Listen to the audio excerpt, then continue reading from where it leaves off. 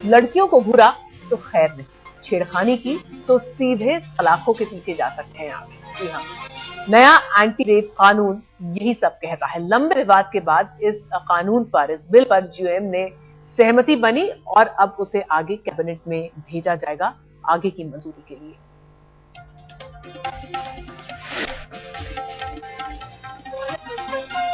आपको बता दें कि इस बिल को लेकर मंत्री समूह जब बैठक हुई तो इस बैठक में समूह के अंदर ही कई मतभेद उभर रहे थे, जैसे कि सेक्स को लेकर जो सहमति की उम्र थी उसे 18 से घटाकर 16 की कर दिया, जिस पर कृष्णा तीरथ ने कड़ी आपत्ति जताई थी। और दूसरी तरफ घूरने को और पीछा करने को जो गैर जमानती बनाने की बात कही गई थी, खासतौर पर घूरने को, उसे लेकर कपिल सिब्बल ने अपना एतराज जताया था। लेकिन काफी लंबी माथापच्ची के बाद 2 घंटे तक लंबे चौड़े विचार विमर्श के बाद जीओएम ने इसको हरी झंडी दिखा दी और अब कैबिनेट में भेजा जाएगा इसे आगे की मंजूरी के लिए। लेकिन इसकी सबसे बड़ी अग्नि परीक्षा होगी संसद के भीतर, क्योंकि बहुत सारी पार्टियां ऐसी हैं जो इस बिल को, इसके मौजूदा स्वरूप का विरोध कर रही हैं।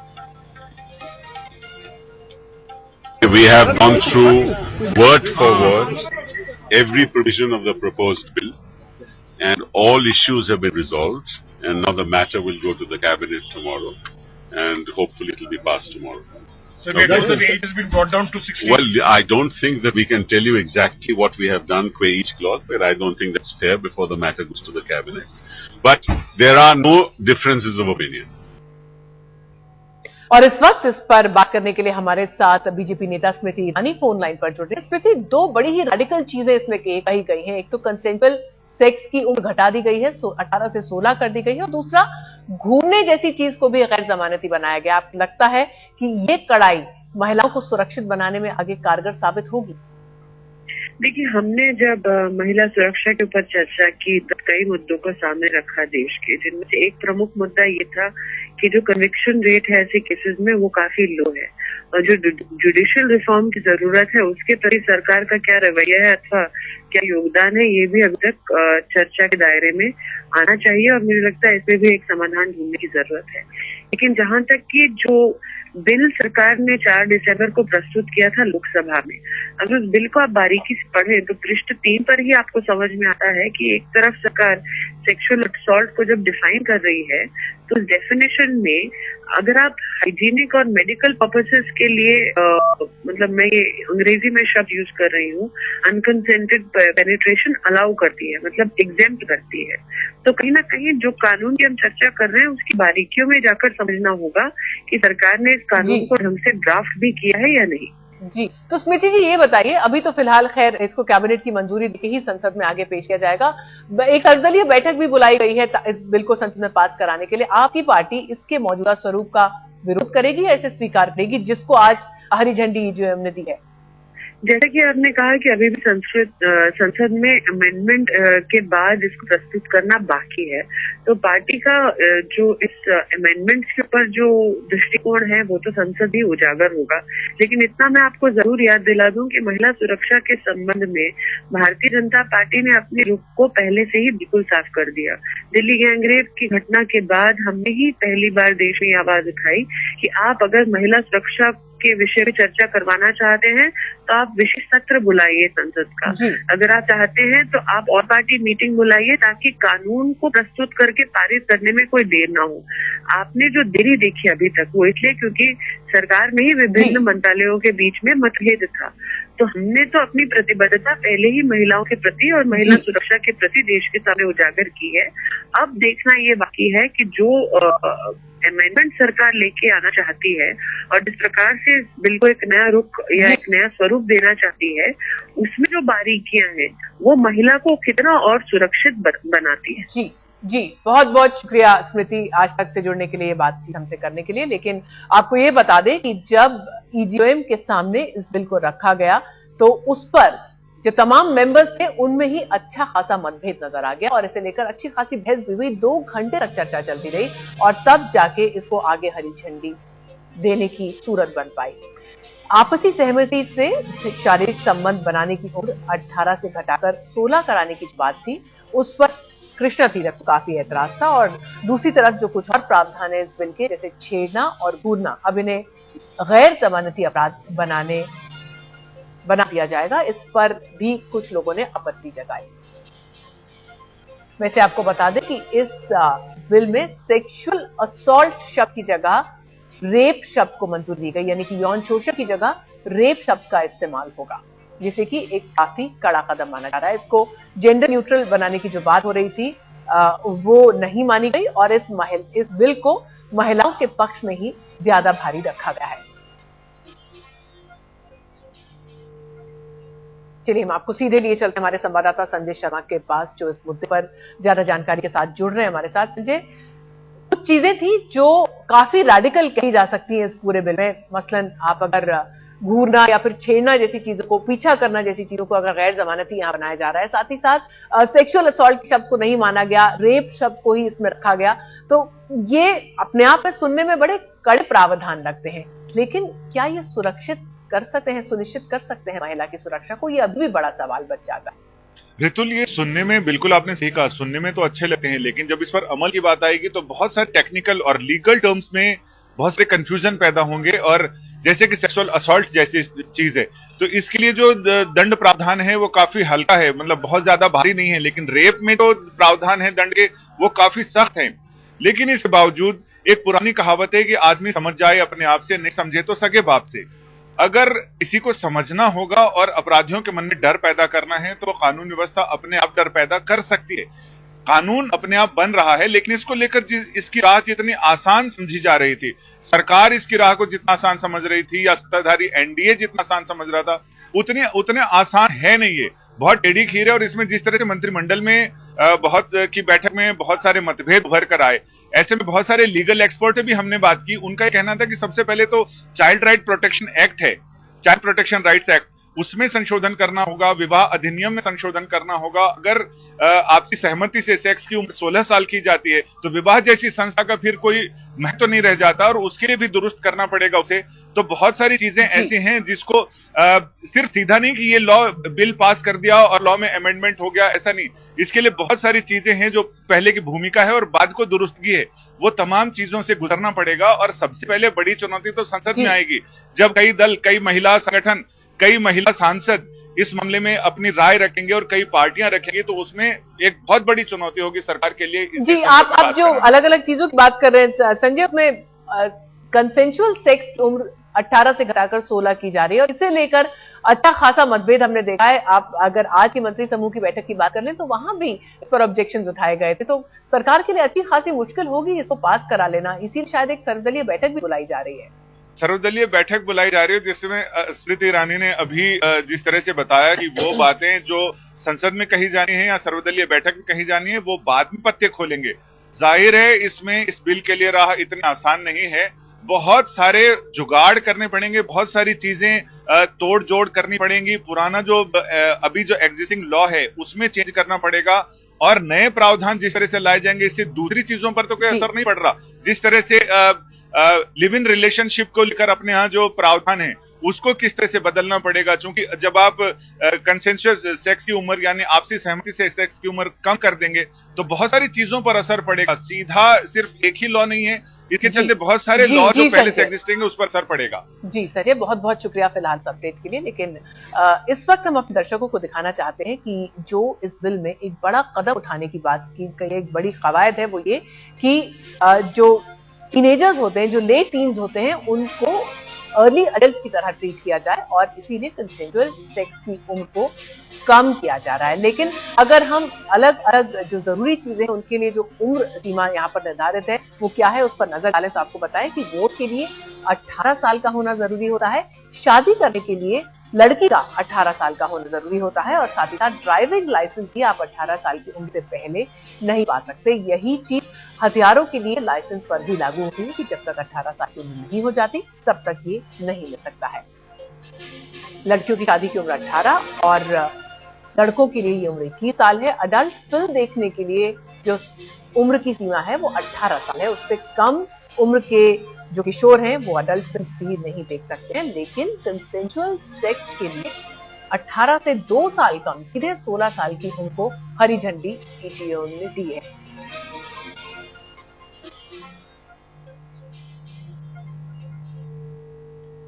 रुक करते हैं कुछ और खबरों का, खासतौर पर उस हमले का जिसने देश को दहला कर रख दिया। कश्मीर में 3 साल बाद एक बेहद खतरनाक हमला हुआ। क्रिकेटर्स के वेश में आतंकवादी पहुंचे सीआरपीएफ कैंप के अंदर।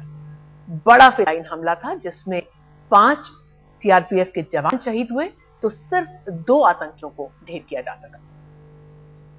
आज श्रीनगर बंद का आह्वान किया गया था।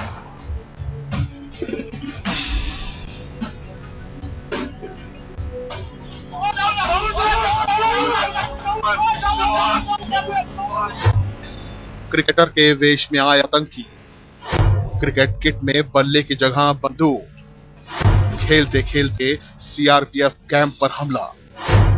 श्रीनगर में बड़ा आतंकी हमला।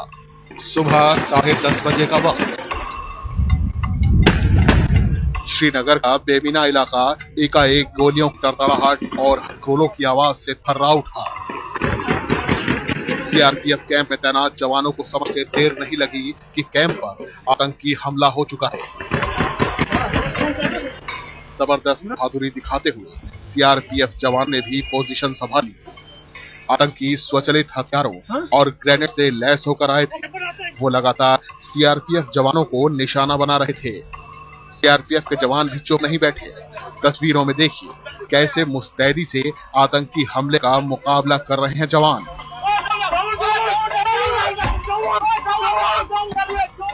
आधे घंटे तक अंधाधुंध मुठभेड़, मारे गए 2 आतंकवादी, सीआरपीएफ के 5 जवान शहीद। श्रीनगर के पास बेमिना के सीआरपीएफ कैंप पर आधे घंटे बाद जब गोलियों की तड़तड़ाहट और हथगोलों की दहराने वाली आवाज शांत हुई तो ये तस्वीर सामने आई। और आप देख सकते हैं यहाँ पर ये पूरा इलाका जो है, ये पूरा जो सड़क है, ये जम्मू श्रीनगर राष्ट्रीय राजमार्ग है जो बारामूला तक जाती है। इस सड़क पर ये जो बानी और ये इलाका है, इसी पर यहाँ पर ये Jammu Kashmir police public school है और इसी के बगल में सीआरपीएफ का ये कैंप है।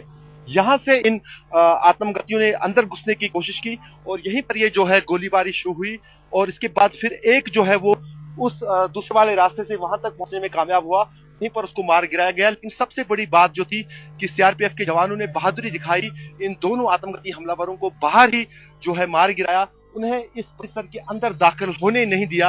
अगर ये दोनों आत्मघाती परिसर के अंदर दाखिल हो जाते तो कहीं ना कहीं जो नुकसान है सुरक्षा बलों का बहुत ज्यादा हो जाता। कुछ जिन्होंने फायर किया, ग्रेनेड्स फायर किए, सीआरपीएफ पे अटैक किया, जिसमें हमारे 5 सीआरपीएफ के जवान शहीद हो गए अभी तक। तो सीआरपीएफ के जवानों ने बहुत ही जवानी से उस पे उनका मुकाबला किया और दोनों फिदायीन को मार दिया।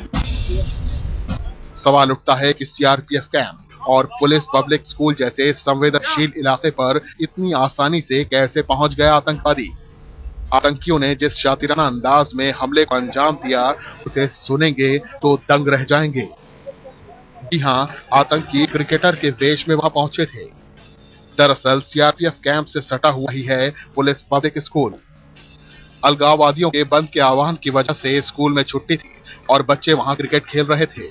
तभी 2 या 3 आतंकी क्रिकेटरों के वेश में बच्चों के बीच पहुंच गए। क्योंकि उनके कंधे पर क्रिकेट किट था, लिहाजा सबने यही समझा कि वो क्रिकेट खेलने आए हैं। वो जल्द ही बच्चों के बीच घुल मिल गए, लेकिन उनका इरादा तो कुछ और ही था। जैसे ही माकूल मौका मिला, किट बैग से हथियार और ग्रेनेड निकालकर बोल दिया हमला। गृह मंत्रालय के मुताबिक आतंकी पाकिस्तानी थे और उसे पहले ही 4 दहशतगर्दों के घुसने की खबर मिली थी। No, we had inputs about 4 terrorists having entered, so we are alert.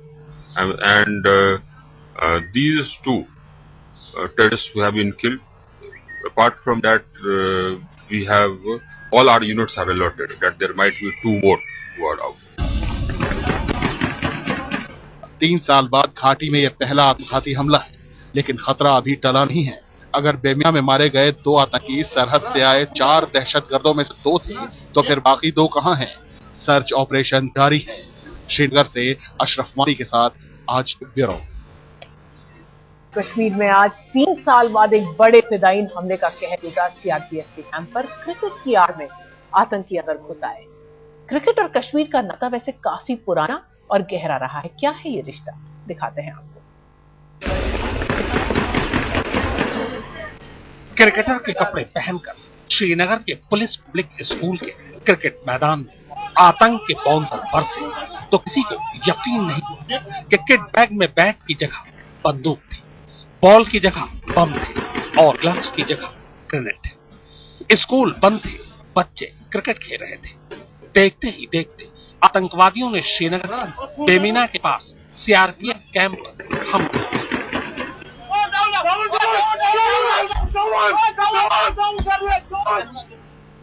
सुरक्षा बलों ने जवाबी कार्रवाई शुरू कर दी। आधे घंटे बाद गोलियों की तड़तड़ाहट खत्म हुई। सीआरपीएफ के 5 जवान शहीद हो गए और दोनों आतंकवादी मार गिराए गए। सुरक्षा बलों की मुस्तैदी के सामने आतंकवादी अपने मिशन में नाकाम तो हो गए, लेकिन कश्मीर के क्रिकेट पर एक बार फिर दहशत का साया छोड़कर। कश्मीर में पिछले 25 साल के दौरान लोगों ने सिर्फ हंगामे और आतंकवाद ही देखा, लेकिन इन हंगामों और हड़तालों के बीच में कुछ फुर्सत के पल गुजारने के लिए यहाँ के बच्चे इस तरह अलग अलग मैदानों में क्रिकेट खेला करते थे।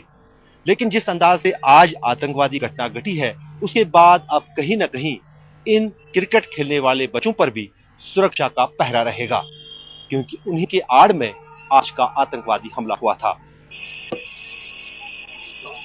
क्रिकेट के नक्शे पर कश्मीर की दस्तक भले ही अब तक सुनाई न दी, लेकिन क्रिकेट के लिए कश्मीर हमेशा अहम रहा। इन 4 तस्वीरों को गौर से देखिए। आतंक की काली स्याह तस्वीर के बीच किसी को ये कैसे याद रहे कि कश्मीरी बैट की कभी पूरी दुनिया में धूम थी। दुनिया के बड़े बड़े क्रिकेटरों ने खास किस्म की लकड़ी कश्मीर विलो से बने बैट का इस्तेमाल किया। अनंतनाग के 7 गांव जारजू, हलमुल्ला, बिजबेहारा, संगम, सेतर, पुछतेई और मिर्जापुर अभी बैट बनाने के लिए मशहूर थे। 80 के दशक में आतंकवादी की मार बैट इंडस्ट्री पर पड़ी। बैट बनाने वाली बड़ी कंपनियों ने कश्मीरी विलो का इस्तेमाल तो बंद नहीं किया, लेकिन कश्मीर से कारोबार जरूर समेट लिया। सिर्फ अनंतनाग में ही बैट बनाने की 200 कंपनियां हैं। कश्मीर में 30 करोड़ का क्रिकेट बैट का कारोबार है और हर साल 70,000 से भी ज्यादा बैट बनाने की क्षमता रही। लेकिन घाटी में बढ़ती हिंसा के शोर में बैट इंडस्ट्री की खटखट खो गई। आतंक और हिंसा के कहर के बीच कश्मीर में अगर उम्मीद की कोई किरण रही तो वो क्रिकेट ही रही। शाम होते ही बाजार बंद होते रहे, थिएटर बंद हो गए, लेकिन क्रिकेट पर दहशतगर्दी के खेल का असर नहीं दिखा। हर शाम गली मोहल्लों में क्रिकेट के मैदान युवाओं को अपनी तरफ खींचते रहे। शायद इसी का नतीजा है कि आज कश्मीर के क्रिकेटर परवेज रसूल टीम इंडिया का हिस्सा बनने से कुछ कदम ही दूर है। तो कठमुल्लाओं के फरमान के खिलाफ कश्मीर की लड़कियों ने भी बैट और बॉल के सहारे मोर्चा खोला। कश्मीर में पहली बार आतंकवादियों ने क्रिकेट को आतंक का हथियार बनाने की जुर्रत। आतंकी हमला तो नाकाम कर दिया गया। अब जरूरत साजिश को नाकाम करने की है, ताकि घाटी में क्रिकेट आतंक का शिकार न बने। अशरफ वानी, श्रीनगर, आज।